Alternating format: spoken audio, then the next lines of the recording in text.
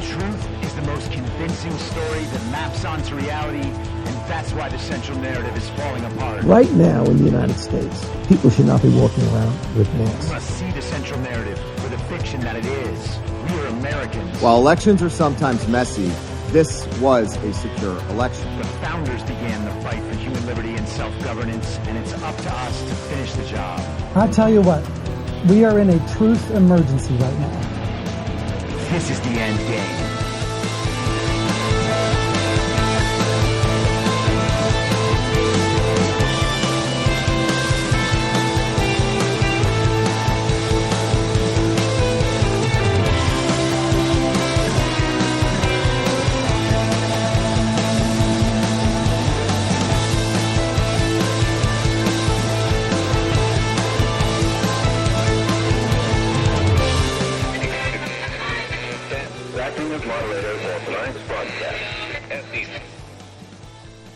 It's Friday, April 5th, 2024, the 1171st day of dystopia. I'm your moderator, Chris Paul. Let's be reasonable. A warm welcome and hello to all of you listening to the podcast on the day of its release. The only way to do that is by becoming a paid subscriber at imyourmoderator.substack.com. You can do so for as little as $50 a year or $5 a month, and in doing so, you will be supporting me, the work I do, and this show as it expands. And if you can't or you simply don't want to, continue listening to the podcast for free a couple days later on a wide variety of podcast platforms and, of course, Rumble. All I ask is that you share it with your friends. You can find the links to the podcast, the writing, the social media, and the merch site by visiting linktree.com/I'mYourModerator.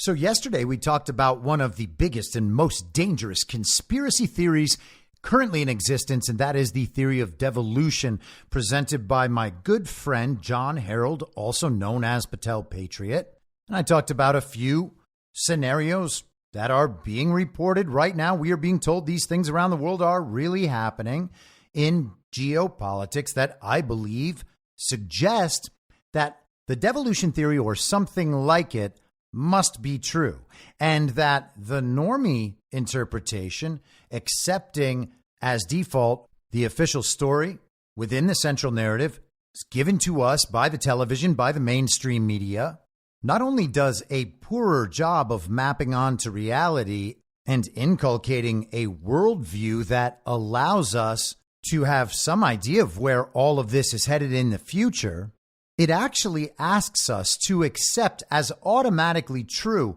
a number of claims from authority that are utterly preposterous, like the idea that Joe Biden received 81 million real lawful American votes, or the idea that lockdowns were going to slow the spread and that they were good policy, or masks or vaccines, etc. We've been lied to about so much. Just rampant, intentional, constant dishonesty on a massive scale for a variety of reasons about a variety of subjects. And ultimately, the result is that a layer of false reality is projected above. It just sits on top of reality prime, the empirical, observable reality that we experience and would be experiencing whether or not we had a phone in our hand or a television in our home or spent time reading newspapers. We have been convinced that we have to believe a certain type of information based on where it comes from in order to participate in a common reality with our peers who are accepting information from those sources. And because so many people accept information from that authoritative source as a default explanation for what's going on in the world, and because they require absolute hard evidence, irrefutable proof to even consider doubting that story, we end up in a situation where things that are almost certainly true are redefined as absolutely ridiculous and impossible, while being coerced to believe as true things that are actually ridiculous and impossible. And so today I want to talk about some new things that they are simply expecting us to believe. And let's start out with an easy one. This is CNN today. CIA refutes whistleblower claim pushed by Republicans leading Biden impeachment inquiry. All right. So Republicans are running this impeachment inquiry. They have received whistleblower testimony suggesting that the CIA and the DOJ interfered with the investigation into Joe and Hunter Biden, and CNN wants us to know that the CIA says that didn't happen. Therefore, that didn't happen. And you might think CNN can't just be telling us that the CIA says so, and therefore this claim has been refuted, can they? I mean, they're the most trusted name in news. They are a major mainstream media outlet. They're supposed to have sources and quotes. They're supposed to give us the who, what, when, where, why, and how. They're not just supposed to take the word of the intelligence community for it, are they? House Republicans leading the impeachment inquiry into President Joe Biden were dealt their latest blow this week when the CIA informed them that an allegation they pushed was false. The latest example of House Republicans citing questionable information to make a serious claim. Without evidence or the votes to impeach the president, at this point there is no clear consensus on how or even when to end the Republican-led impeachment inquiry. This latest development comes after the Department of Justice charged a once trusted FBI informant with lying about the president and his son Hunter Biden's involvement in business dealings, undercutting a major aspect of the Republicans' impeachment inquiry into the president. You see that? They have successfully discredited, by charging with a crime, one of the people coming forward with evidence against Joe and Hunter Biden. Now, does the case rely on that one person or that one claim? No, it sure doesn't. It doesn't at all. But the most trusted name in news is more than happy to present it to you that way. Well, this one claim, this was the centerpiece of Joe Biden's history of corruption, this one claim, and now it's fallen apart. You see, the DOJ wouldn't have charged this man if he was telling the truth, just like they wouldn't have charged Donald Trump if he hadn't actually convinced all his supporters that the big lie was true and then convinced them to go insurrect the Capitol. The DOJ would never make a mistake like that, and they would never, ever carry out a political prosecution. Back to the article. House Oversight Chair James Comer and House Judiciary Chair Jim Jordan accused the CIA in a letter last month of intervening in the criminal investigation into Hunter Biden by preventing IRS and DOJ investigators from interviewing a witness in their probe based on information they say came from a whistleblower. But the CIA has refuted that claim in a letter obtained first by CNN that was sent to Jordan and Comer. Without confirming or denying the existence of any associations or communications, CIA did not prevent or seek to prevent IRS or DOJ from conducting any such interview. The allegation is false. CIA Director of Congressional Affairs James Catella wrote to the Republican committee chairs, and thank goodness CNN was able to obtain that letter first. House Republicans are pushing back on the refutation. The allegation is not false, House Judiciary Committee spokesman Russell Dye told CNN. A Republican House Oversight Committee spokesperson told CNN the same thing. The top Democrat on the House Oversight Committee, Representative Jamie Raskin, old Friar Cuck himself, said Republicans have not shared where they got the evidence to make this accusation to the CIA in the first place. Now, I feel very bad for Jamie Raskin that he hasn't gotten to see the evidence, but the fact that Jamie Raskin hasn't seen it doesn't mean that it isn't real. This is a serious charge, but you have completely ignored my staff's requests to be allowed to review the information that you say prompted your letter and upon which your letter is putatively and entirely based, Raskin wrote to Comer on Friday. The witness, who Republicans allege the CIA blocked from being interviewed, is Kevin Morris, who serves as Hunter Biden's lawyer and sugar brother, by the way, and has previously testified that he cooperated with the criminal investigation by turning over documents and speaking with investigators. Republicans have questions about why Morris lent the president's son millions of dollars and have sought to connect him to their impeachment inquiry into President Biden. Morris is the guy who paid off Hunter Biden's tax bill.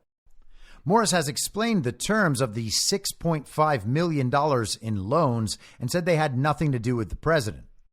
Meanwhile, even one of the IRS whistleblowers who has claimed the criminal case into the president's son deviated from normal practices has also testified that he met with Morris.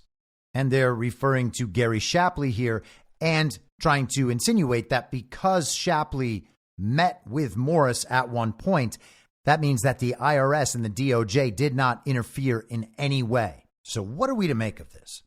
Do we know if the IRS and the DOJ interfered or not? Well, no, of course we don't. We have a claim on one side. We have a counterclaim on the other side. Where does each claim come from? We're told on one side the claim comes from a whistleblower, and that claim is being repeated. These people are staking their reputation on it. And I'm talking about James Comer and Jim Jordan. Most people in MAGA think that these are two pretty good guys. They haven't gotten the job done during these last 3.5 years, but we cannot just assume that that's because they're bad guys or because they're incompetent. We're dealing with a complicated situation. We can give them the benefit of the doubt or not. That's up to you. They're saying they have a whistleblower who is making claims that certainly could map onto reality. You can see how those claims would be true. They would align with much of what else we know has been happening over the past few years. And on the other side, you have CNN reporting as fact that these claims have been refuted based on the CIA says so. So far, we don't know the substance of the claim. We know who's making one side of the claim, reportedly a whistleblower and two congressmen who people are prepared to at least give the benefit of the doubt. And on the other side, we have a totally discredited news organization, CNN, presenting as fact a claim with no evidence behind it. It is just a claim from authority, that authority being the also thoroughly discredited CIA. Now, these associations are not a nailed down argument, and you shouldn't treat them that way. But if what we're trying to do is find some workable way through this using our discernment, then CNN and the CIA are off to a bad start. Now, let's consider the stakes for both sides. If the whistleblower is lying, well, he is making up things against an illegitimate, dictatorial, authoritarian, totalitarian, uniparty regime and the puppet Manchurian candidate that is supposedly leading this fake administration on behalf of that global regime. They clearly won't hesitate to persecute and prosecute their political opponents or anyone who stands in their way. So that whistleblower absolutely has skin in the game to be making claims like this. James Comer and Jim Jordan also have skin in the game because they would be thoroughly discredited for believing a whistleblower who then turns out to be lying to them. They would be accusing the fake president of something terrible on the basis of false claims. And let's look at the other side of the equation. Who has skin in the game on the other side of the equation? Does the CIA face any negative consequences if this claim that they have made turns out to be false, or if it turns out that they are manipulating language here to deny that something is true simply by obfuscating the situation? For instance, maybe they're making a very particular and specific claim that is literally true, but is presented in such a way that it will convince people of things that are not true. Let's read it again. Without confirming or denying the existence of any associations or communications, CIA did not prevent or seek to prevent IRS or DOJ from conducting any such interview. The allegation is false. Well, what if they sought to prevent some other agency from conducting any such interview, and that agency was then discouraging of IRS or DOJ from conducting any such interview along the same lines? Well, then the CIA's statement would have been factually correct because they did not directly seek to prevent IRS or DOJ from doing anything. But all of that was done in the service of obfuscating what they really did. But the question is, if it turns out they're lying, would anything happen? No. course not. This kind of lie to the CIA is like throwing a penny in a wishing well for a billionaire. They have zero skin in the game here. Their trust, their reputation, nothing will be affected if they are lying here. There is no downside for them lying to CNN. Likewise, there's no downside for CNN lying to the people. They've already been thoroughly discredited. They have one tiny audience, one small proportion of what their audience used to be.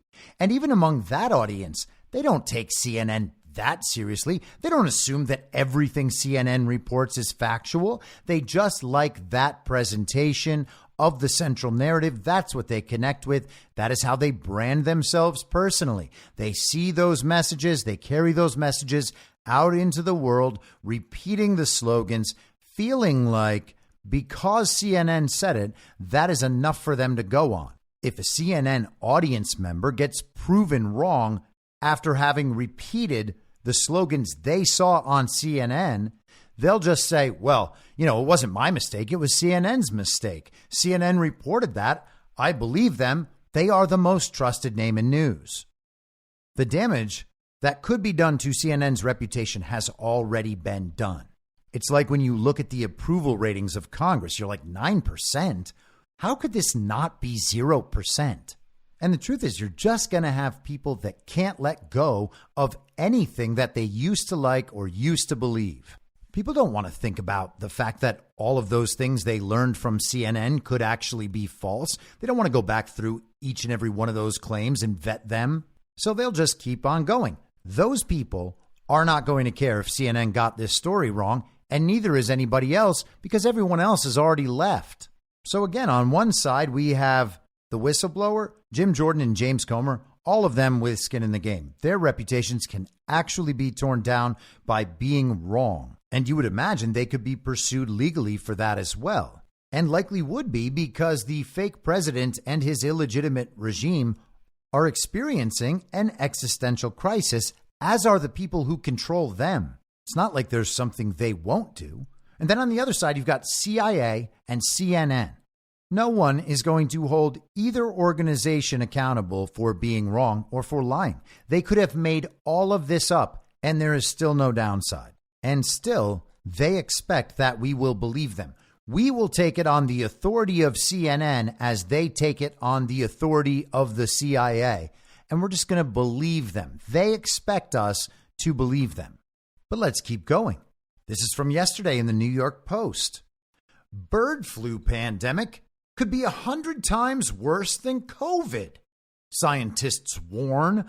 Oh, scientists. A bird flu pandemic with the potential to be 100 times worse than COVID may be on the horizon, maybe, after a rare human case was discovered in Texas, experts have warned.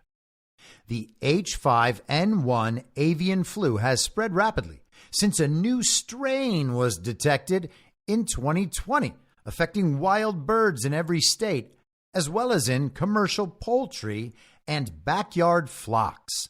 That's right. They went around testing birds in every state to see if they had the very scary variant of H5N1 that was detected in 2020.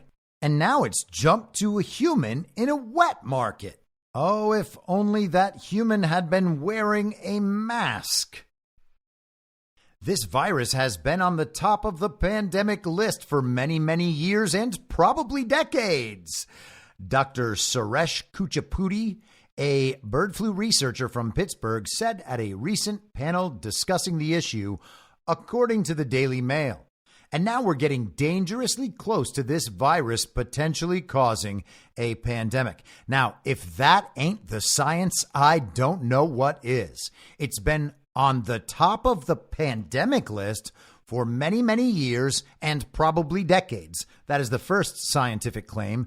And the second very scientific claim is now we're getting dangerously close, a scientific term, to this virus potentially, scientific term, causing a pandemic. So we've got dangerously close and potentially, and you put those next to viruses, which definitely exist, and pandemics, which definitely exist.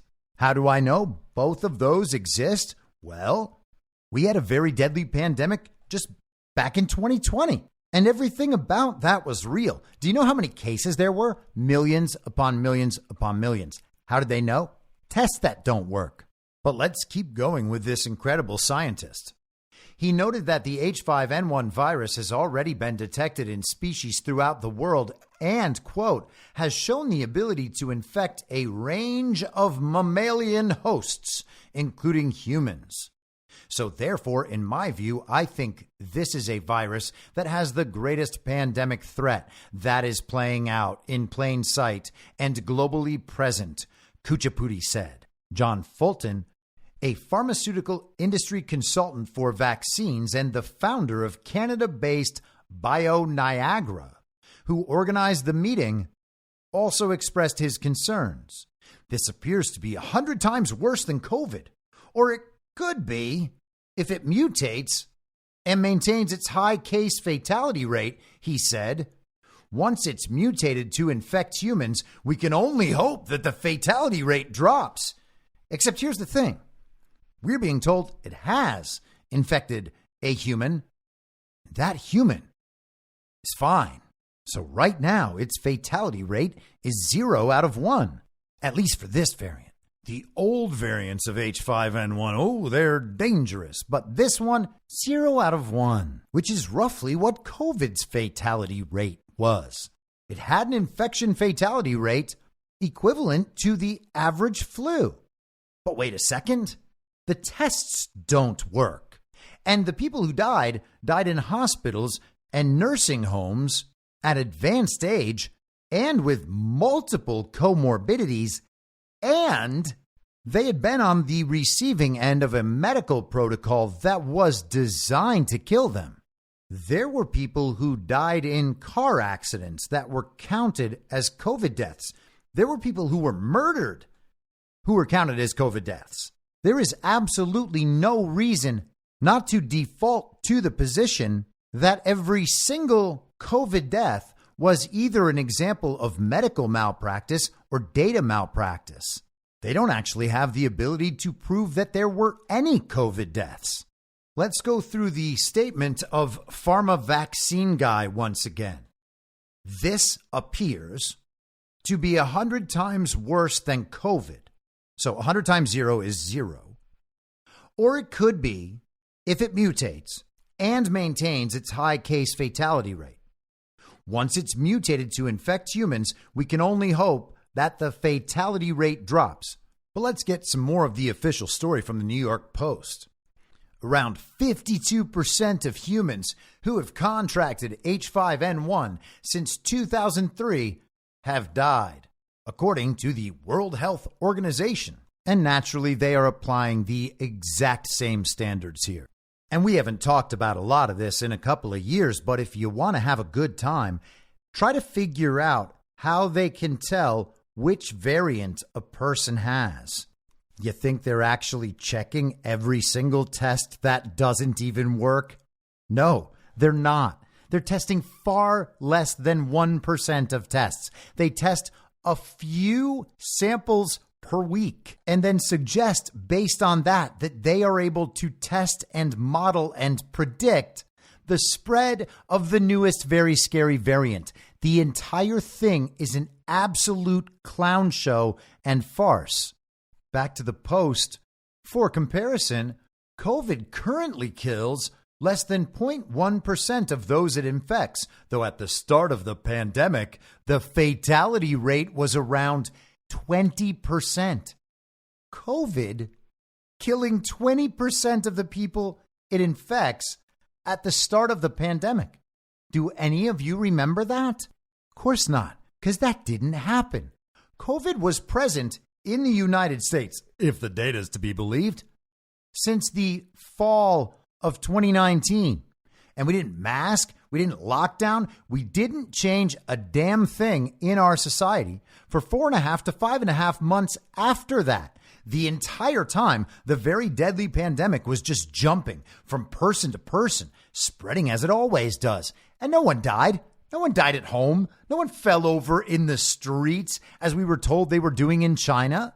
But this one is 100 times more deadly than that one, which means that right now, 2,000% of people who contract this new, very scary variant of the bird flu are dead. So far, it's been one person to contract the virus, and because he did, 20 people are now dead. But thank goodness he wasn't one of them. Hopefully, the virus will continue mutating, because while this article noted that the current death rate for COVID is under 0.1%, they fail to note that the death rate for COVID was always under 1%.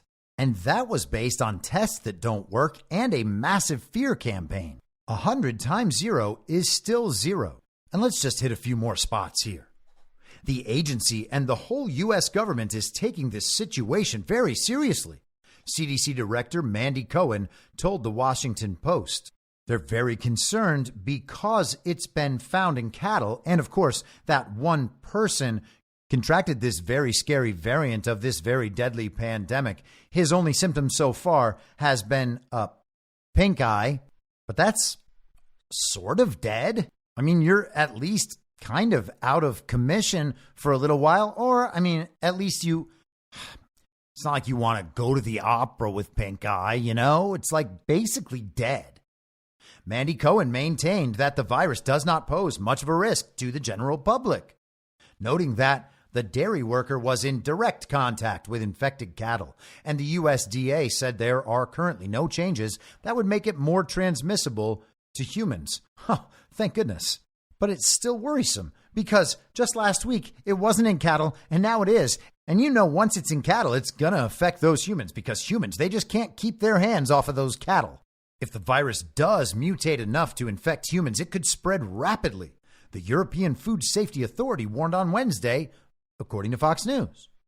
If avian A, H5N1, influenza viruses acquire the ability to spread efficiently among humans, large-scale transmission could occur due to the lack of immune defenses against H5 viruses in humans, the Food Safety Authority said. Gosh, it sounds like they're describing exactly how they're going to target this virus. But they would never do that. That's a conspiracy theory. Viruses just start in animals, and then they jump to other animals, and then they jump to humans, and then everybody's dead.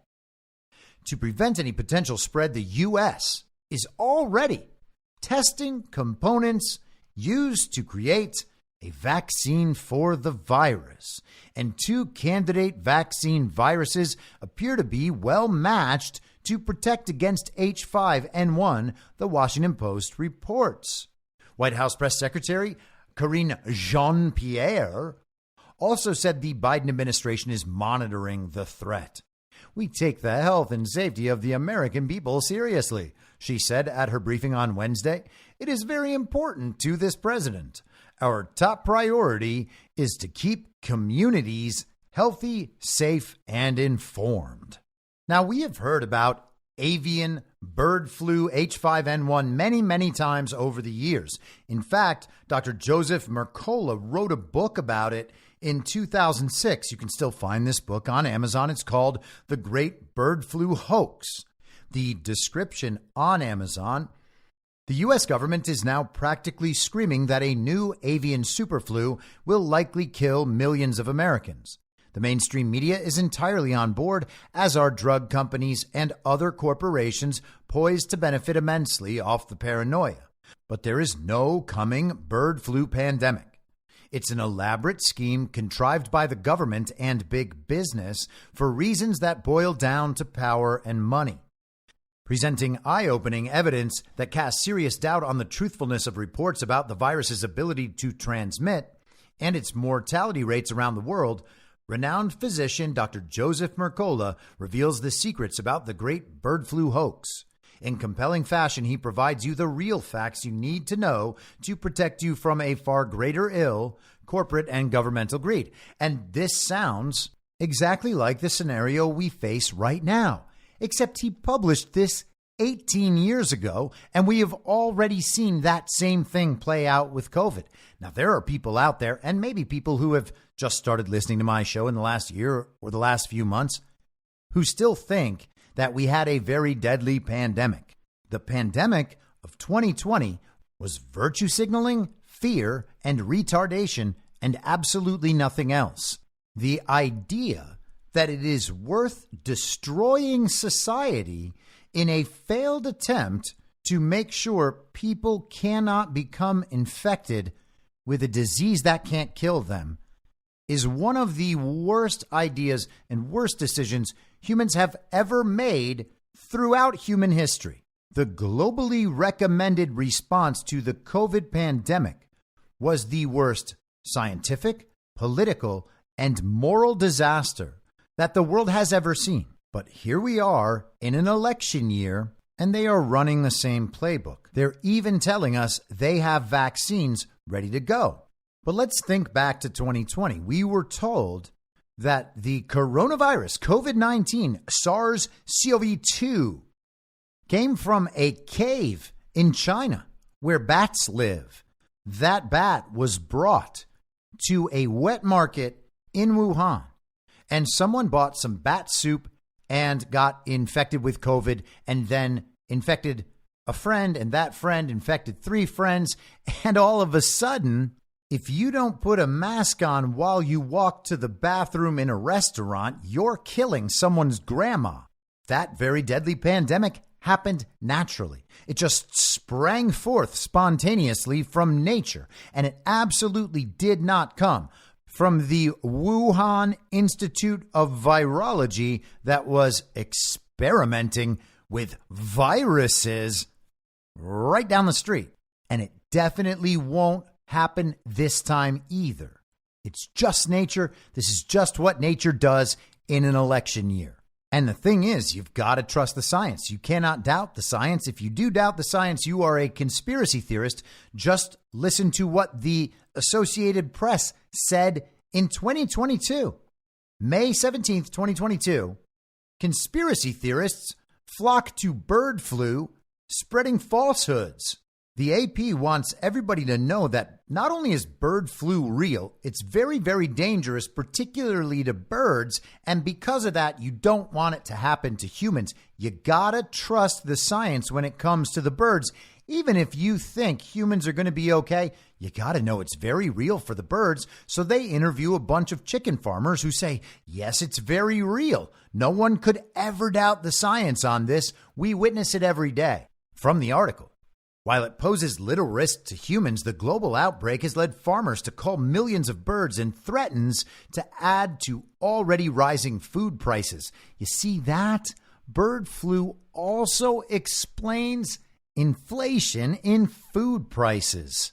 Therefore, the inflation is not only not Joe Biden's fault, the bird flu will also be the reason why he wins, because everyone trusts Joe Biden to handle a pandemic. It's also spawning fantastical claims similar to the ones that arose during the COVID-19 pandemic, underscoring how conspiracy theories often emerge at times of uncertainty, and how the internet and a deepening distrust of science and institutions fuel their spread. Gosh, what an important and salient point. They are absolutely right. They tell us, hey, there's a very scary pandemic. And we say, what? Are you sure about that? I really don't think there is. Some people believe it. That means that there is some uncertainty throughout society. Some people believe something. Other people believe a different thing. That means there is uncertainty. We can't go on this way. We need everyone to believe the claim that we pass down from the authoritative source. Otherwise, society is just going to fall apart. When there's uncertainty, each side is going to try to convince everyone that they're right and the other side is wrong. And whenever a conversation like this is had in public, it actually does tear down trust in the media and in our institutions. You got to wonder why that is. But what were these conspiracy theorists saying? The claims can be found on obscure online message boards and major platforms like Twitter. Some versions claim the flu is fake. a hoax being used to justify reducing the supply of birds in an effort to drive up food prices, either to wreck the global economy or force people into vegetarianism. Other posters insist the flu is real, but that it was genetically engineered as a weapon, possibly intended to touch off a new round of COVID-style lockdowns. A version of the story popular in India posits that 5G cell towers are somehow to blame for the virus. And of course, that would never be the claim. The claim would be that the cell towers are to blame for the symptoms and the conditions that are being attributed by the experts to the non-existent virus. And just a bit more here from this article. As evidence, many of those claiming that the flu is fake note that animal health authorities monitoring the outbreak are using some of the same technology used to test for COVID-19. They're testing the animals for bird flu with PCR tests. That should give you a clue as to what's going on, wrote one Twitter user in a post that's been liked and retweeted thousands of times. That is a fantastic point, by the way. In truth, PCR tests have been used routinely in medicine, biology, and even law enforcement for decades. Their creator won a Nobel Prize in 1993. Yep, he sure did. He also came out before he died and said that they don't work to detect viruses. And obviously, all of this is well documented. USA Today attempted to do a fact check on it back in January of 2022. The headline, "Fact Check, Comments from PCR Test Creator Lacking Context in Social Media Post." So they are going to debunk Kary Mullis's claims about the PCR test. This Nobel Prize winning creator of the PCR test is simply wrong according to the new science. Mullis said, "Anyone can test positive for practically anything with a PCR test. If you run it long enough with PCR, if you do it well, you can find almost anything in the body. It doesn't tell you that you're sick." USA Today writes, fact-checking organizations debunked similar versions of this claim in November 2020, but the quote continues to make the rounds on social media without proper context. While Mullis made the statement attributed to him, he was speaking about how he opposed using PCR tests to detect HIV, not COVID-19. Except, of course, the same thing applies. And if you go back through the history of HIV, you'll find out that whole crisis was also a treatment crisis after using tests that didn't work. And who ran it? Anthony Fauci. But those conspiracy theorists are out there spreading disinformation, very dangerous medical disinformation, by the way. And it's important that we all take the threats of very deadly pandemics very, very seriously. Pandemics spring up naturally, just spontaneously out of nothing. They infect animals, then they infect bigger animals, and then they infect the biggest animals, the humans, and then humans infect all other humans, and everyone dies. That's how it works, but it all happens from nature. It could never happen from a lab at all. No one would ever think otherwise, except, wait, here's this thing. It's from this kind of random website. It's like the dark web. It's CDC.gov. CDC.gov/flu/avian flu. They have this page. It must be a mistake. Probably a conspiracy theorist posted this on there for them. Dual use research of concern and bird flu. Questions and answers. Now, dual use research of concern is also known as gain of function. And they have a subsection with the heading, "What is gain of function bird flu research?" It says gain of function research is research that seeks to alter the functional characteristics of a virus. Let's continue. The next heading. What is the public health justification for engaging in bird flu research that falls into the categories of DURC, dual use research of concern, gain of function, or enhanced PPP? And there you have the three different terms that they use interchangeably. They just change the language when everyone decides, whoa, wait, we don't really like the sound of that. They're like, okay, don't worry. It's actually called something else. PPP, by the way, is potential pandemic pathogens. So what do you think it means when those are enhanced? And let's read some more subsection headings here. Is CDC conducting any DURC or enhanced PPP research on bird flu viruses? And they let you know that during the period of the moratorium where this kind of research was disallowed, they didn't do that. And now they're evaluating the need on whether or not they should do that. And for the record, at the bottom of this page, it notes that this article was last reviewed in 2019, so you can assume this is current as of 2019. But let's continue. Next subsection heading: does CDC currently conduct gain-of-function research on bird flu viruses? Now that the moratorium has been lifted, CDC will determine whether to conduct gain-of-function research on bird flu viruses on a case-by-case basis. And finally, has CDC done gain-of-function research on highly pathogenic avian influenza A, H5N1, in the past? Yes, CDC has conducted gain-of-function research in the past on HPAI viruses as part of a pandemic preparedness effort. For example, in 2006, CDC conducted an experiment that sought to understand how Asian A, H5N1 bird flu viruses might become more transmissible in mammals. Wait, that's the same year that Dr. Joseph Mercola published that bird flu hoax book. I wonder if those two things had anything to do with one another. So that article is from the CDC. That is straight from the authoritative source. That is the science. And just so no one thinks I'm not doing proper science right now, this is from science.org. This is obviously the science. Exclusive, controversial experiments that could make bird flu more risky, poised to resume. Wow, this is February 8th, 2019, just 1 year before the very deadly COVID pandemic became part of our daily lives. Controversial lab studies that modify bird flu viruses in ways that could make them more risky to humans will soon resume after being on hold for more than 4 years. Science Insider has learned that last year, a U.S. government review panel quietly approved experiments proposed by 2 labs that were previously considered so dangerous that federal officials had imposed an unusual top-down moratorium on such research. One of the projects has already received funding from the NIH's NIAID in Bethesda, Maryland, and will start in a few weeks. The other is awaiting funding.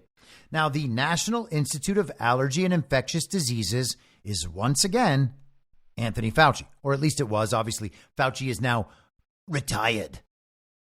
The outcome may not satisfy scientists who believe certain studies that aim to make pathogens more potent or more likely to spread in mammals are so risky they should be limited or even banned. That is obviously true because the point of these studies is always to create vaccines to combat or protect against these viruses that they create. Some are upset that the government's review will not be made public. After a deliberative process that cost $1 million for a consultant's external study and consumed countless weeks and months of time for many scientists, we are now being asked to trust a completely opaque process where the outcome is to permit the continuation of dangerous experiments, says Harvard University epidemiologist Mark Lipsitch. Gosh, that Harvard scientist sounds like a conspiracy theorist. One of the investigators leading the study, however, says he's happy he can resume his experiments. We are glad the United States government weighed the risks and benefits and developed new oversight mechanisms. We know that it does carry risks. We also believe it is important to work to protect human health. Advocates of such gain-of-function studies say they can help public health experts better understand how viruses might spread and plan for pandemics. But by enabling the bird virus to more easily spread among mammals, the experiments also raised fears that the pathogen could jump to humans. And critics of the work worried that such a souped-up virus could spark a pandemic if it escaped from a lab or was intentionally released by a bioterrorist. After extensive discussion about whether the 2 studies should even be published, they ultimately were, and a voluntary moratorium by the 2 labs, the experiments resumed in 2013 under new U.S. oversight rules. So, okay, fine. It is not a conspiracy theory that virologists work in labs to make these viruses more transmissible and more deadly. Now, it is indeed possible that all of this is a ruse, including the lab origin theory. The important thing here is that you accept the underlying reality of viral pandemics. They will create a controlled opposition dynamic along all sorts of different vectors within this grand pandemic narrative. You can argue over the origin. Was it natural? Was it from a lab? In either case, the existence of the viral pandemic remains. Do the tests work or don't they? Well, we know they don't work. They can't work. The inventor says they can't work. And the cycle threshold that they are run creates a rate of false positives expected to be above 90%. Do the masks work? Yes or no? Do the lockdowns work? Yes or no? Do we need vaccines? Yes or no? Do the vaccines work? Yes or no? Should the vaccines be mandated? Yes or no? Each one of those conversations happens within that controlled opposition dynamic. And the truth is, the people pushing all of this on us win either way because everyone already accepts the notion that viruses cause pandemics. And that would help a lot if, for instance, you wanted to poison society in some other way. No one would ever consider another option. Everyone is already convinced, yes, this must be a viral pandemic. And now they are giving us a new one. So anything that happens this summer that gives anyone symptoms, anything like this, well, that's going to be bird flu. We could be looking at another very deadly pandemic. We could be looking at a pandemic so deadly that we might need mail-in ballots. And I know some people out there are like, they didn't make up the pandemic. The pandemic was real. They lied about it a lot. Okay. The test didn't work. Okay. The vaccines didn't work. Okay. The lockdowns didn't work. Okay. The social distancing didn't work. Okay. I could do this all day. So they lied about the pandemic, but the pandemic itself was real. People are convinced of that. And the next pandemic will also be real. Now, pure speculation here, but let's say in a few months, people start having all sorts of terrible conditions, and we are told that all of these conditions, these symptoms, they are all related to the H5N1 avian influenza A viral pandemic that is just growing throughout our society. What happens if we find out that like 95% of the people who are becoming infected with that were people who took one or more COVID shots? And what happens if we hear the same sort of thing that we heard about long COVID? Long COVID just so happens to have all the same symptoms as the negative side effects of COVID shots. What if something in the environment causes people who took the COVID vaccine to react badly and to exhibit symptoms and conditions that are also being described as H5N1 avian influenza A? Would we be experiencing a very deadly pandemic, or would we be seeing the result of an environmental triggering of some lingering effect from the COVID shot? Now, I'm not saying this to suggest that that is what will happen. What I'm saying is, if we all are convinced that a viral pandemic is right around the corner again, and we experience this narrative seeding that tells us this is something to look out for, and then we begin seeing it and we already believe in the underlying reality of viral pandemics, then we may not be inclined to look for other explanations for what is happening to us, our friends, our family, our coworkers, whoever. And at that point, you are already stuck within that controlled opposition dynamic. Whether you protest or whether you accept and play along with everything, you are still right where they want you. They will be totally okay if you have figured out all of their little tricks about their pandemic narrative, so long as you focus on arguing with the other side of the controlled opposition dynamic while never questioning the underlying story that allows them to continue to run these narratives over and over and over again. And of course, they expect you to believe it all because it's the science and because you know that people feel sick in real life. What else do they expect us to believe? Well, let's go to space. This is a couple of weeks ago, March 19th, on defensenews.com, Northrop, DARPA, envision moon railroad for lunar logistics. Got that? A railroad on the moon. The Defense Advanced Research Projects Agency is working with Northrop Grumman, that is a massive defense contractor, to flesh out a concept for a moon-based railroad network. The envisioned lunar railroad network could transport humans, supplies, and resources for commercial ventures across the lunar surface, contributing to a space economy for the United States and international partners, Northrop said in a statement. Okay, so they told us what railroads do, and they said it's going to be on the moon. That is all that statement says. The company's work will focus on identifying the interfaces, resources, and funding needed to build such a network, as well as the technological and logistical risks. All right, well, so far, this just sounds like they're going to get a lot of money. It's going to require a lot of money for them to figure out how they might do it before they move on to the other steps of figuring out how they will do it and then actually doing it. But thank goodness they have enough money to get started on telling us what railroads do. The effort is part of DARPA's Lunar Architecture Capability Study, or Luna 10. The 7-month study will not fund construction or hardware development, but is instead designed to identify the technologies that are foundational to develop a future infrastructure on the moon. Now, all of that is ridiculous so far. A railroad on the moon. We can't even get high-speed rail finished in California or anywhere in the United States for that matter. And every time they start doing one of those projects, the cost is like 100 times more than they ever thought it would be, as they just pay off consultants and regulators and their friends in various industries, and all of these become a massive boondoggle and a giveaway. Now, we are told we've made it to the moon before. In fact, we made it to the moon in a vehicle made out of aluminum foil and shower rods that somehow carried a go-kart up there.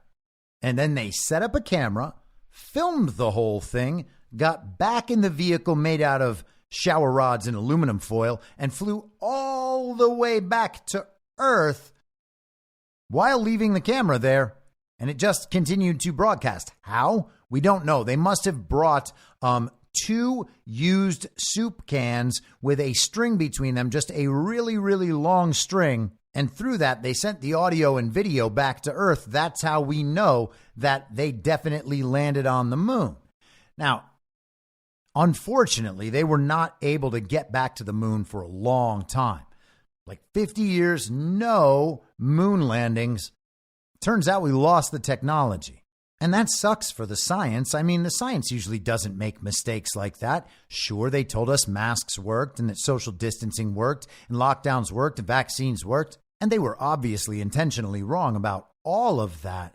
But losing the technology to get back to the moon? What a scientific disaster. Now, while there is absolutely no way I would ever believe that they are going to put a train on the moon, there is something of interest in this article, so I will share that with you. Northrop was one of 14 companies DARPA selected in December to explore concepts to support a future lunar economy by 2035. Clown show. Focus areas for those studies, though, include power generation, moon mining and resource utilization, navigation, and mobility and logistics. The firms selected include launch providers, startups, defense prime contractors, and tech companies. DARPA has not disclosed the value of the contracts it awarded. The studies come as the U.S., its international partners, and commercial firms envision future activity around the moon.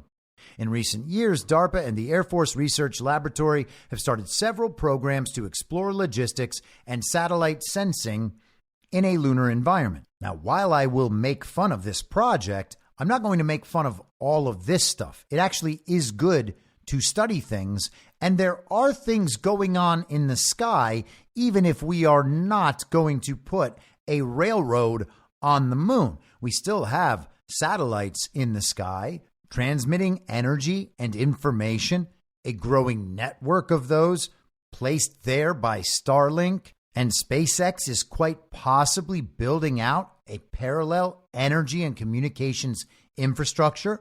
I'm not trying to take away from any of that, but it's entirely possible that all of that work is being done under a cover story. The Space Force's interest in the military utility of operations around the moon is also growing. The service in February announced plans to create a Space Futures Command that will validate forward-looking concepts and emerging missions. Cislunar operations, defined as activity around the moon, is one of the first concepts the command will explore. Why not get on the moon and start building the railroad? Speaking March 18th at the Satellite 2024 conference in Washington, D.C., Lieutenant General Sean Bratton, the Space Force's Chief Strategy and Resourcing Officer, said Space Futures Command's cislunar work will focus on understanding whether operations in that environment offer military benefits to the service. The plan is then to share that information with Chief of Space Operations General Chance Saltzman and Air Force Secretary Frank Kendall. I think there's an important mission there. I can't prove that there's military utility there, Bratton said. I think we owe the boss, both General Saltzman and the Secretary, a little bit better data that validates that. Yes, cislunar is critical, and here's how we should use it. And then 2 days ago, April 3rd, we get this from NASA. This is on nasa.gov. NASA selects companies to advance moon mobility for Artemis missions. NASA has selected Intuitive Machines, Lunar Outpost, and Venturi Astrolab to advance capabilities for a lunar terrain vehicle that Artemis astronauts will use to travel around the lunar surface, conducting scientific research during the agency's Artemis campaign at the moon and preparing for human missions to Mars. So we're going to pretend that all of this is real. They expect us to believe this. We sent a go-kart to the moon like 55 years ago. Then we lost the technology to return. And now we have not only reinvented the technology to return, we also reinvented the technology to take go-karts with us. What we're going to need is a dune buggy that sticks to the surface of the moon so that scientists on the moon can drive around just like they used to 55 years ago. Now, it's worth noting that Intuitive Machines, that's the group that sent that lunar lander to the moon a few weeks back. A successful journey. It landed. It was about to begin broadcasting from the moon, showing us how amazing it was that they had finally reached the moon, the first U.S. moon landing in so long. And sure, Russia, India, and Japan had all gone to the moon before us within the last couple of years, but now we've done it too, and we're going to broadcast exactly what it's like up here on the moon. And besides, their lunar landers, those looked like they were playing Space Invaders or something. That didn't look real. Everybody knows that the key ingredients to a good lunar lander are shower rods and aluminum foil. So Intuitive Machines sent that lunar lander up there. They were about to start broadcasting, and whoops, it tipped over. Their stock shot way up, and then it dropped right back down. Hopefully, this new announcement will help it rebound. Let's go on. The awards leverage NASA's expertise in developing and operating rovers to build commercial capabilities that support scientific discovery and long-term human exploration on the moon. NASA intends to begin using the LTV for crewed operations during Artemis 5. So the award leverages NASA's expertise in developing and operating rovers, moon rovers. They have expertise in that? When? Where? How do they have expertise in that? It's something that they literally have never done. NASA will acquire the LTV as a service from the industry. The indefinite delivery, indefinite quantity milestone-based lunar terrain vehicle services contract with firm fixed price task orders has a combined maximum potential value of $4.6 billion for all awards. So they are going to give these three companies, one of them, the company that just sent that lunar lander up there that fell over, whoops, they're going to give them $4.6 billion to develop a go-kart, a dune buggy, for the moon, so that when, and more importantly, if we ever actually send people up there again, they will be able to drive around to do science. They expect you to believe this. And if you say, hey, I don't believe that moon landing we've all seen on television actually happened. I don't actually believe you flew a vehicle made out of shower rods and aluminum foil up to the moon, landed it, filmed yourselves doing it, broadcast that to Earth, and then returned. I just don't believe you did that. You're a conspiracy theorist. And that's true while they tell you that they're going to build a railroad system up there and also ship some go-karts and dune buggies up there so that people can drive around. They're the smart ones. They're the scientists. You're a conspiracy theorist who doesn't care about science. Now, they've never done this before. We don't know when they'll ever do it again. Because of that, they have no idea what would work, but they know what kinds of characteristics this lunar terrain vehicle will have. This is NASA again. The LTV will be able to handle the extreme conditions at the moon's south pole and will feature advanced technologies for power management, autonomous driving, and state-of-the-art communication and navigation systems. Crews will use the LTV to explore, transport scientific equipment, and collect samples of the lunar surface much farther than they could on foot, enabling increased science returns. Increased science returns. $4.6 billion, and you can expect someday we might have increased science returns. By the way, here's some more science. Just to conclude this article, we want to get all the science in there. Through Artemis, NASA will send astronauts, including the first woman, first person of color, and its first international partner astronaut, to explore the moon for scientific discovery, technological evolution, economic benefits, and to build the foundation for crewed missions to Mars. Advanced rovers, along with the agency's Space Launch System rocket and Orion spacecraft, commercial human landing systems, and next-generation spacesuits, and Gateway, are NASA's foundation for deep space exploration.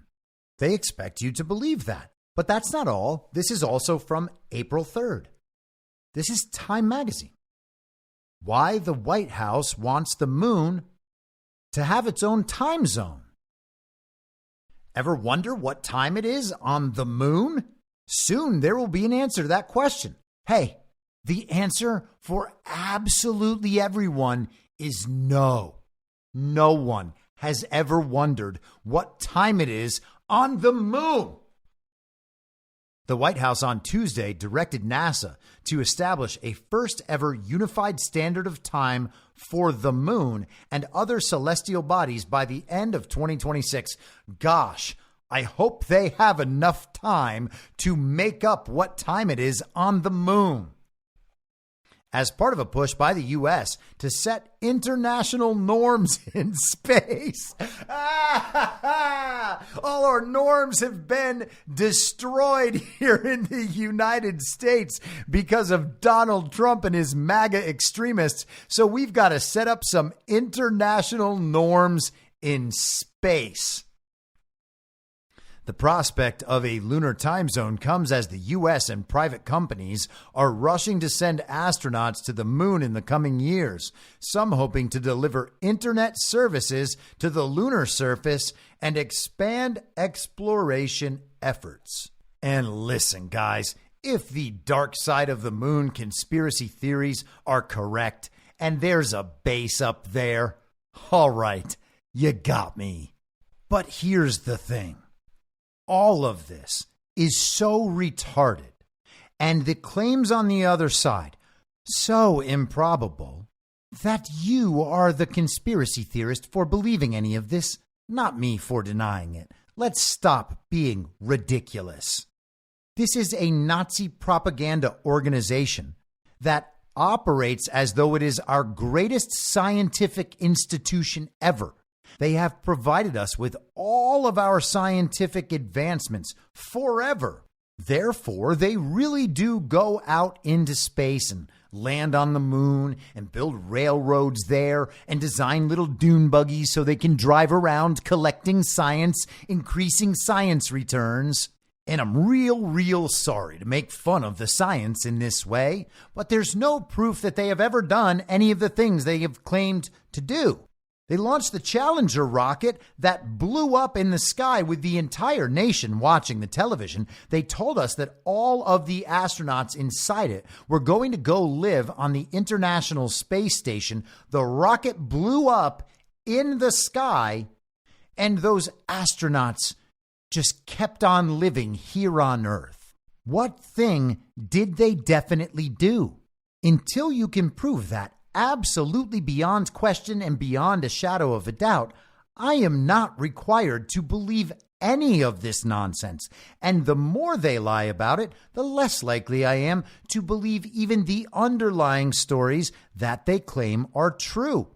And if that makes me a conspiracy theorist, or that makes me scientifically ignorant, well, I am more than happy to accept that. Think about our existential threats. I've talked about this before. Existential threats, very deadly pandemics, climate change, AI, nuclear war, aliens, or other threats from outer space like asteroids. Are any of those real as described? Are any of those existential threats?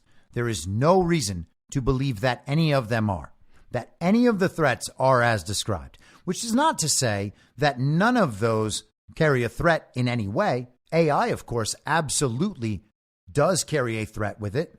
AI is already part of our lives and has been a destructive part of our lives up till this point. That doesn't mean that it is inherently destructive or that it will ultimately end up being, on the whole, very destructive, much less that it will destroy all of us. But it's certainly had its downside so far. Regardless, these existential threats cannot even be substantiated in reality, but in response, because we are expected to believe these things, many people believe it is smart to believe the things we are expected to believe, which is 100% backwards. But because of the mass of belief in these existential threats, people amend their behavior to correspond with the threats. They do what they're told because they are also told, if you disobey, you will all be destroyed. Everything you know and love will be wiped out, and it will be your fault. This will be a man-made disaster. Man, and I'm talking about humanity here, man will be the cause of his own demise. You should understand that that claim is a total inversion of religious belief. Man has the power to end all of existence. That is what they claim. This is how they tell us it will happen. And even the people who are less skeptical of science than I am understand that very deadly pandemics and climate change are scams. This article is short. Let's go through the rest of it. OSTP Director for National Security Steve Welby said in a statement that the White House is aiming to establish celestial time standards, quote, for safety and accuracy, end quote, as NASA, private companies, and international space agencies prepare to launch missions to the moon and other celestial bodies such as Mars. A consistent definition of time among operators in space is critical to successful space situational awareness capabilities, navigation, and communications, says Welby, all of which are foundational to enable interoperability across the U.S. government and with international partners. And all of that was a Welby quote, by the way. Currently, time on Earth and at the International Space Station, which is in low orbit, are tracked by atomic clocks under Coordinated Universal Time, the international basis of civil and scientific time. But the time zone in space is not quite the same as on Earth due to differences in gravity and other factors. You get it? No, of course not. No one gets it, but it's science. Time on the moon moves 58.7 microseconds or millionths of a second faster each day than on Earth, according to the White House memo. The last crewed mission to the moon took place more than 50 years ago, in December 1972, when Apollo 17 astronauts touched the lunar surface more than 400 miles away from Earth. Budget constraints and technological challenges have since hindered subsequent crewed missions to the moon, but NASA is planning to send astronauts to the moon once again in September 2026 under its Artemis program, which aims to land the first woman and person of color on the moon and help prepare for future human expeditions to Mars. And they are putting a woman and a person of color there, all in the name of science. And, science requires equity among scientists. You wouldn't want to put the most qualified scientist there. Got to have a woman, got to have a person of color. That's the science. Establishing a new lunar time zone will require international agreements, the memo says, through existing standards bodies and among the 36 nations participating in the Artemis Accords, which outlines guidelines for activities in space and on the moon. And this really does sound like the global regime is just trying to set the rules on what Donald Trump is going to be allowed to do in space. They are going to bring the international community together to make sure that Donald Trump can't do those things that he wants to do. And what does he want to do? Well, I don't know, but Space Force is involved in all of this, and Elon Musk was the largest Department of Defense contractor under Donald Trump, and Elon's got that whole satellite system and that whole new battery technology thing that is creating a new parallel electrical grid and communications infrastructure from up there to down here. So it seems like they're doing the exact same things we discussed yesterday when it comes to NATO attempting to tie Donald Trump's hands and fund their Ukraine efforts before he comes back into office, because they know that's inevitable. And then you got the illegitimate Biden administration trying to change the rules and the designations for federal employees so Donald Trump can't fire them. Of course, they're going to try to set up the rules for what Donald Trump can do in space regarding this communications and energy infrastructure of the next generation that is being built. But sure, they're just going to decide what time it is on the moon and have everyone agree. And you are expected to believe this. But let's keep going. This is also April 3rd, 2 days ago, also from science.nasa.gov. Scientists pursue the total solar eclipse with NASA jet planes. They're going to chase the eclipse.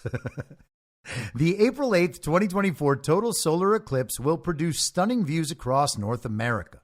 While anyone along the eclipse path with a clear sky will see the spectacular event, the best view might be 50,000 feet in the air aboard NASA's WB-57 jet planes. That's where a trio of NASA-funded teams are sending their scientific instruments to take measurements of the eclipse. So we've gone from dune buggies on the moon in order to increase science returns, and now we're going to send jet planes in the sky to increase science returns by measuring the eclipse. Two teams will image the sun's outer atmosphere, the corona, Oh, wow. And a third will measure the ionosphere, the upper electrically charged layer of Earth's atmosphere. This information will help scientists better understand the structure and temperature of the corona, the effects of the sun on Earth's atmosphere, and even aid in the search of asteroids that may orbit near the sun. Okay. During a total solar eclipse, the moon perfectly blocks the bright face of the sun, casting a small swath of Earth in darkness. With the sun's main light masked, the much dimmer solar corona becomes visible to the naked eye. This provides scientists a unique opportunity to study this mysterious region of the sun. The brief blocking of sunlight also allows scientists to study how the sun's light affects Earth's atmosphere. Now, just from my perspective, I figured this was the sort of thing that the science already knows all about. In the past, solar eclipses have driven numerous scientific discoveries. For this solar eclipse, NASA is funding several scientific experiments, including the 3 using the WB-57s to make measurements during the eclipse. I wonder if these guys are just planning to try to escape into the eclipse. NASA's WB-57s fly much higher than commercial aircraft. This altitude allows the jets to fly above clouds, meaning no chance of missing the eclipse due to bad weather. I guess those are for really, really high clouds. Additionally, the height puts the jets above most of Earth's atmosphere, which allows for the cameras to take crisper images and capture wavelengths such as infrared light that don't make it to the ground. Since the planes can travel at 460 miles an hour, they're also able to extend the time they spend in the moon's shadow. While the eclipse will last no more than 4.5 minutes at any point on the ground, the planes will see an eclipse that lasts about 25% longer, over 6 minutes and 22 seconds. And I'm sure we will get back many, many wonderful pictures from these planes. They will show how real space is and how round Earth is. I can almost guarantee it. I imagine they will be of the same photographic quality as the rest of the pictures NASA shows us from outer space of the Earth.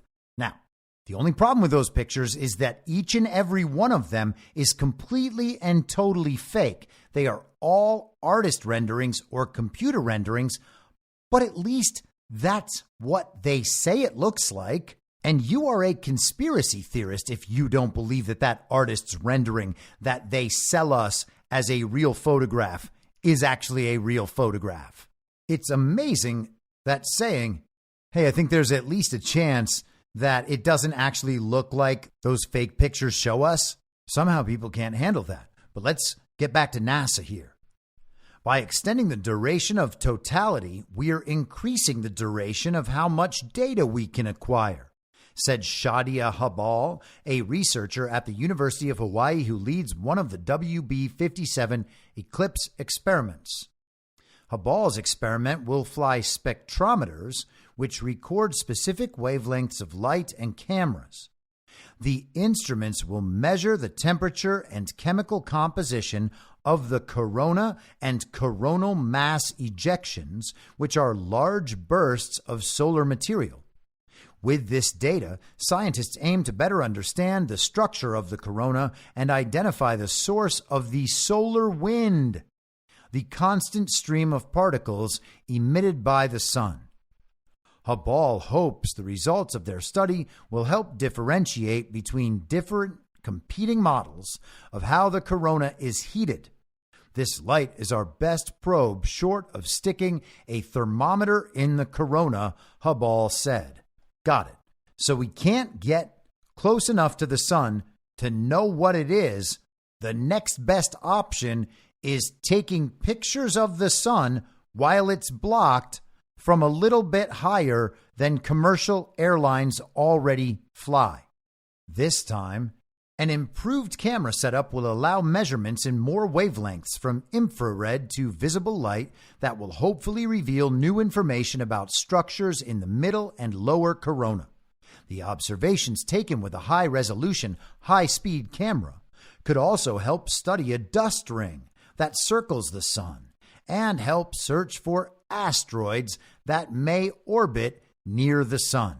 Yes, 50,000 feet closer and with slightly fewer obstructions. That's 10 miles up. That is going to give us, during this total eclipse, the best possible opportunity to know what's going on the sun. This 10-mile difference, it's going to make all the difference, even though the sun is, so we're told, 93 million miles away. Those 50,000 feet, though, are sure to make all the difference. There isn't a lot of data of the sun at some of the wavelengths we'll be studying. One of the people named Caspi said, "We don't know what we'll find, so it's extra exciting to be making these measurements." A third experiment will study the effects of the moon's shadow on the ionosphere using an instrument called an ionosonde, which was designed at JHU APL. I have no idea what any of that is. An ionosonde functions like a simple radar. Oh, so it's a radar. Okay, got it.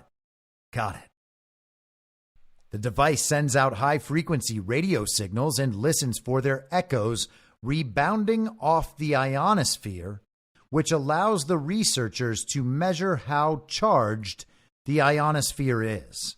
They really want to seize their moment here with this total eclipse. What an opportunity we have to take pictures and bounce sound waves off things. This very special moment truly changes everything.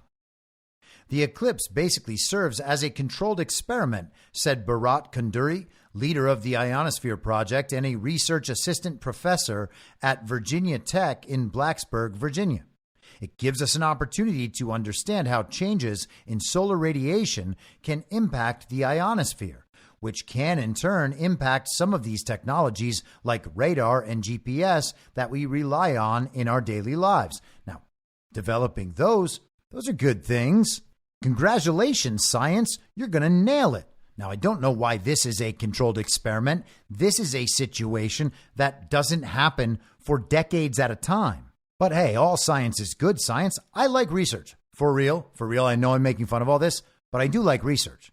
I think it's good that people do experiments and they let us know what they find. Now, I don't trust any of those people. I don't trust that their experiments are good. I don't trust that they are doing those experiments for the purposes of adding to the sum total of truth in the world. I don't trust that they are competent. I don't trust that they will honestly tell us what they will find. I don't trust any of it, but at least in theory, it's good. In theory, it's good. I'm on board with you about all of this science in theory. It just so happens that it doesn't actually play out that way in life, especially not when NASA is involved. And because we have this rare moment, this rare opportunity for science to do as much science as possible, for them to increase science returns, we should all be overjoyed that the science is seizing the day. This is from the Daily Mail last week. CERN to test world's most powerful particle accelerator during April's solar eclipse to search for invisible matter that secretly powers our universe. Okay, I guess. The world's largest and most powerful particle accelerator is set to smash protons together on April 8th to search for invisible particles secretly powering our universe. Now, that is the most retarded sentence that has ever existed in the history of humanity. Thank goodness this is the Daily Mail, and I actually was correcting the language there. This is almost definitely written by an AI. Theories have suggested there are 17 different particle groups, and the European Organization for Nuclear Research, better known as CERN, confirmed the existence of one using its Large Hadron Collider in 2012. So they think there are all of these invisible particles, and they found one of them. Now the team has restarted the Large Hadron Collider with hopes of unraveling more mysteries of the universe, specifically dark matter. Scientists began preliminary tests by sending billions of protons around the LHC's ring of superconducting magnets to boost their energy and ensure the $4 billion machine was in working condition. Wait a second. This machine is $4 billion? They're spending $4.6 billion just to study what it might take to create a dune buggy that can drive on the moon. But hey, listen, guys, I have no idea how science works. I am scientifically ignorant. These people are the experts. I am a mere conspiracy theorist stuck here on Earth, basking in my own ignorance, while the scientists are running around in space telling us what railroads do. And next month, CERN will shoot them down a 17-mile-long tunnel at nearly the speed of light to recreate conditions a second after the Big Bang. You know, the Big Bang, the thing that created the universe and everything in it 14 billion years ago. That's right. The science knows what happened 14 billion years ago. How did they figure it out? Math. Don't you get it? They just manipulated numbers for a while and figured out this entire universe came from the Big Bang, just boom, but much, much bigger. Nothing existed, and then everything existed. And right there, they were able to disprove the existence of God for all time, just using some math. You got some real genius theoretical physicists, you know, like that guy J. Robert Oppenheimer, and you got them in a room to do some science together, and they came up with the answer. There is no God. There was a Big Bang. Hey, guys, when did that Big Bang happen? Is there any way you can, show us that whole thing? And they're like, no, of course not. That was 14.3 billion years ago. That was way before dinosaurs ever even walked on the earth. And thank goodness they did, because without dinosaur juice, we wouldn't be able to drive to Walmart, much less operate a dune buggy on the moon. The LHC will continue the experiment until later this year, when it will then be put under a long hibernation for CERN to transform it into the next version, the high luminosity LHC. That sounds much better, by the way. The accelerator sits 300 feet underground at the border of France and Switzerland and first went live on September 10th, 2008. By golly, isn't that just 1 week before the collapse of Bear Stearns, the climax of the 2008 financial crisis? And wait a second, why are they telling us that it's at the border of France and Switzerland, but not that it's in Geneva?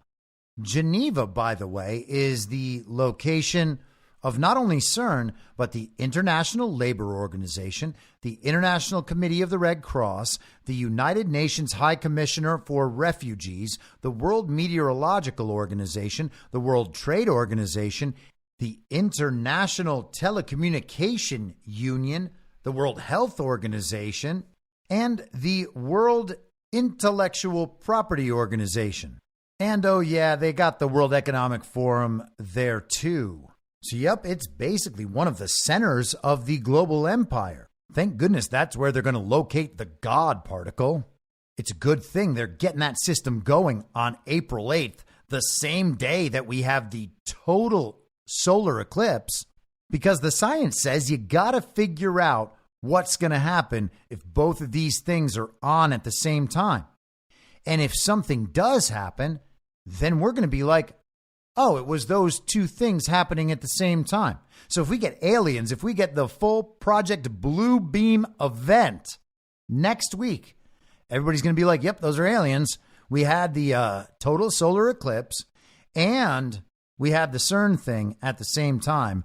They have clearly opened up a portal to another dimension. The aliens have come here, and now we are in an existential crisis, and we have to do whatever they say, or else we are all going to be annihilated, and we'll have no one to blame but ourselves. But wait. Don't worry. USA Today. No, CERN won't open a portal during the April 8 eclipse. That'd be impossible. Oh my God, it's unbelievable. Sometimes I just cannot believe that we are on this timeline. This is absolute nonsense. And the woman who wrote this, her name is Gabrielle Settles. I'm sure she's a very nice person, if not just an AI, but just looks like a totally normal lady in maybe her late 20s or early 30s. She is a writer for the USA Today, and she is presenting herself as having done an authoritative study on whether or not CERN is going to open an interdimensional portal during the total solar eclipse. We are expected to believe this. The claim: CERN will start up April 8th to open a portal during the eclipse. An April 1st Facebook post shows a man telling viewers about his visit to the European Organization for Nuclear Research, or CERN, and what he thinks the organization will do on April 8th. They're going to open up and start using CERN and testing it the day of the eclipse. Here's what I think is going on. They, the powers that be, are opening up CERN in coordination with the eclipse to open up a gateway, a portal. The post was shared more than 1,000 times in 4 days. I've had posts shared that many times in 4 hours, and I'm not bragging. That's not even a big number. It's certainly not some sort of viral phenomenon that requires fact checks. Our rating: false. The post is wrong about both the timing and nature of CERN's work. CERN's equipment began operating in March, a month before the eclipse, and the technology is nowhere near strong enough to open a portal or a black hole. What? CERN's collider was restarted in March after a winter break. That's all it is, you see. CERN was hibernating for the winter. It's especially cold, 300 feet below ground. That's right, the wintry weather there up on the surface changes the temperature in an enclosed environment 300 feet below ground. Oh, I know there's probably a great scientific explanation for why it needs a winter break. On April 8th, people across 13 states will see a total solar eclipse when the moon passes directly between Earth and the sun. But CERN's technology has nothing to do with the astronomical phenomenon. Yeah, you see, it's just a coincidence that CERN is kicking into high gear at the exact same time. CERN uses its Large Hadron Collider to study matter and is responsible for finding the Higgs boson particle, or God particle. Scientists say the finding helps explain the Big Bang Theory and how the universe was formed. Sophie Tesori, a spokesman for CERN, told USA Today there's no link between what CERN does and the upcoming eclipse. What we do at CERN is doing particle physics with accelerators such as the Large Hadron Collider, and this has little to do with astrophysics in a direct way, Tesori said. Well, case closed. And CERN couldn't create a portal even if it wanted to. Dejan Stojakovic, a physics professor at the University of Buffalo, previously told USA Today. See, they've been through this before. To create a black hole or wormhole, even microscopic ones, we need our current technology in the context of our standard theories of gravity. We need an accelerator as big as the whole universe, Stojakovic said, so there is no chance whatsoever to create such a portal at the Large Hadron Collider. And there you have it. Based on the context of our standard theories of gravity, they would need a CERN as large as the whole universe. And that doesn't even make sense. But what does he mean, the context of our standard theories of gravity? I don't know. I'm not smart enough. I'm not a scientist. But that's not all the debunking USA Today has done. They also want us to know that NASA rockets launched during the eclipse are to study the atmosphere and not part of a sex magic ritual. USA Today has debunked other false eclipse claims, including assertions that the rockets NASA will launch during the event are part of a sex magic ritual, that the eclipse is manufactured, and that it will cause days of darkness. Gosh, I hope they're right about all of this. I mean, we wouldn't want the science to be wrong. It's already so hard to believe to begin with. But we are expected to believe this. Now, hey, I hope you have a good weekend. If you like eclipses and you're going to go look at the eclipse, I hope you have a wonderful time. I'm not, because I simply don't care at all, but I totally accept that other people do. And if you're taking some kids for an unusual experience, they are going to be wowed in amazement. And that is a wonderful experience to have as a child. And while, yes, it could totally backfire if it turns out that the science has just been lying about the space for all of this time, but they wouldn't do that. And if you think so, you're a conspiracy theorist. I'll be back Monday at the same reasonable time on the same reasonable podcast network. I don't have a network. Masks and lockdowns don't work. They lied to you about a pandemic, and Joe Biden will never be president. In my mind, that's the end game. If you're listening to this episode for free, you can support me and support the show and the work I do by signing up for a paid subscription at imyourmoderator.substack.com.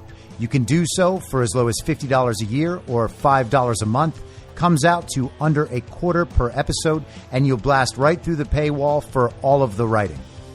The merch store is www.cancelcouture.com, and you can find everything else by heading to Linktree, linktree.com/imyourmoderator. And I'll see you soon out on the range.